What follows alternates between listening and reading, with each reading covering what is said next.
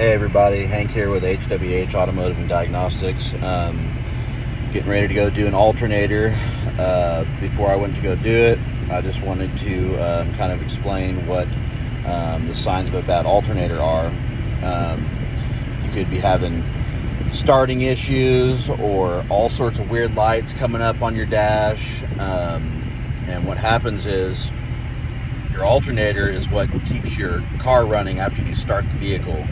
So you really only use battery power for the most part when you're starting your vehicle, and for keep alive memory, which is just stuff that you store like on your radio and things that need to be remembered on the computer.